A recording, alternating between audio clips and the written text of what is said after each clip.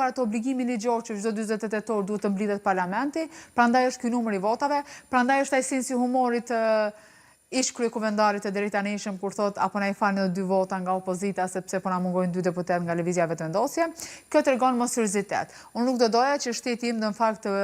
lëshohej në situata të tilla të jo seriozitetit. Fatkeqësisht e kam quajtur me një term pak më herët mbase jo adekuat, por shndruar në një cirk. Do thotë ku neve më nuk po kemi as dëshirën as vullneti për ndjekur se çka po ndodh. Gjithashtu në konstituimin e kuvendit zakonisht ka ndodhur të kemi edhe përfaqësues diplomatik,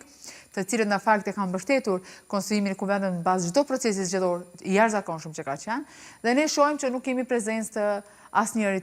të nivelit të tillë diplomatik, sepse i ka humbur do thotë edhe mund të themi durimi apo dëshira për të qenë prezent në një cirk i cili do thotë hyn e dalin në shkruajnë, dalin edhe s'ka vota dhe është mësuar përmend ai rotacioni i zotërit Deharit se si hapet e si mbyllet domosdoshmë një seancë parlamentare, e cila nuk ka duke prodhuar asgjë konkrete. Dua ndalem edhe tek pjesa e deklaratës Beg Berishës, deputeti AK-s, i cili në fakt ka kërkuar ndërhyrjen e presidentit Donald Trump. Si e komentoni një gjë të tillë? A duhet me të vërtetë të ndërhyjë edhe faktori ndërkombëtar? Ne jemi mësuar fatkeqësisht që punët tona të zgjedhin faktorin ndërkombëtar. Ne duhet kuptuar që më tash jemi një shtet i cili u bën disa vite për të cilën po punohet në formimin e demokracisë dhe në formimin e institucioneve. Kosova sa herë ka pasur ngërçe politike të këtij lloji apo llojeve të ndryshme, jo në zgjedhjen e kryeparlamentare, se tash është rasti i parë për të qenë të sinqert. Ajo çka shohim do të thotë faktorin ndërkombëtar, besoj që më nuk don të ndërhyjë në procese të cilat janë probleme të brendshme të shteteve tonë, të institucioneve tona. Donald Trump i tashmit mos i dalim radar fare neve dhe mos ta di që ekzistojmë, sepse nuk besoj që në situatë të tillë, në situatë gjeopolitike që është duke ndodhur, me qasjen që ka ai, ka shi politikave, do thotë jashtë shtetit të Amerikës, është mirë që Kosova në fakt mos kërkoj fare ndihmën e Donald Trump, gjë që besoj që nuk do e ketë, sepse nuk është problem i Shteteve të Bashkuara të Amerikës se ka zgjedhur me ne kryekuvendar e si duhet ne të bisedojmë me partitë tona shqiptare. Se kjo është një fatkeqësi e madhe që unë po e quaj në fakt gjithë ky inat politik me deputetë të cilët janë shtetas të Kosovës, janë qytetar të zgjedhur janë përfaqësues të zgjedhur nga qytetarët e Republikës Kosovës,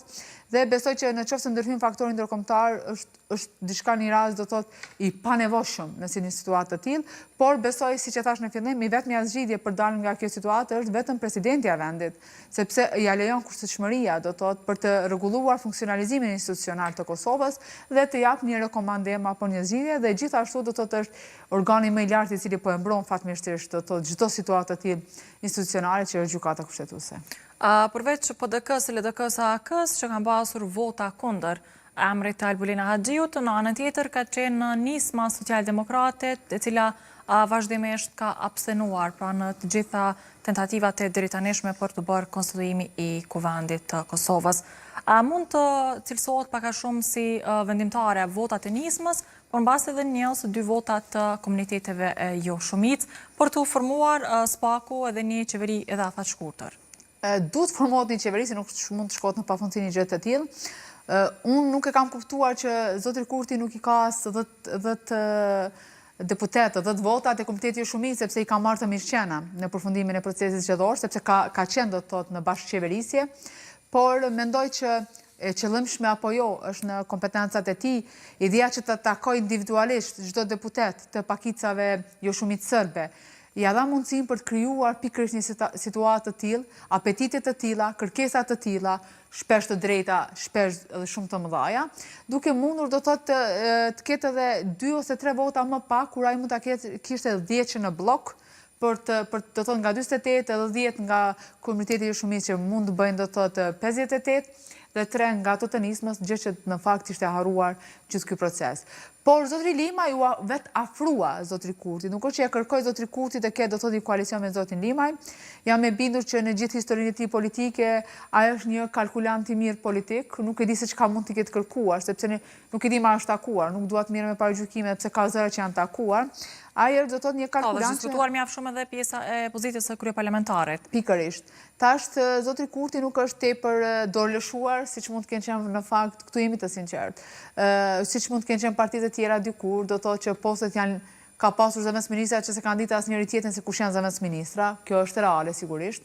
dhe ka pasur pozita të cilat domethënë janë dhënë të mëdha në dëm të buxhetit dhe të shtetit të Kosovës, dhe tash nuk e dim neve se çka ka mund t'i kërkojë do thotë zotri Limaj, gjë që zotri Kurti e ka bërë të jetë kaq i ngurtë mos e marrë do thotë një vetë propozim të një subjekti për të hyrë në koalicion. Unë mendoj që vetëm kërkesat jashtë logjikës së zotri Kurti, se nuk e di, se nuk mund të paragjykoj, edhe nuk i marr për bazë ato deklaratat e portaleve sepse nuk janë zyrtare, asnjëri nuk po pranon që po kam kërkuar ose se kam kërkuar një gjë të tillë, po besoj që kanë shku jashtë asaj që ai zotri Kurti mund t'i ofrojë zotri Limaj, edhe ai abstenon. Nuk është kundër, pa abstenon. Abstenimi le një rrugë për të kuptuar që nëse ti ndryshon qëndrim ka shi kërkesave të mia, unë do jam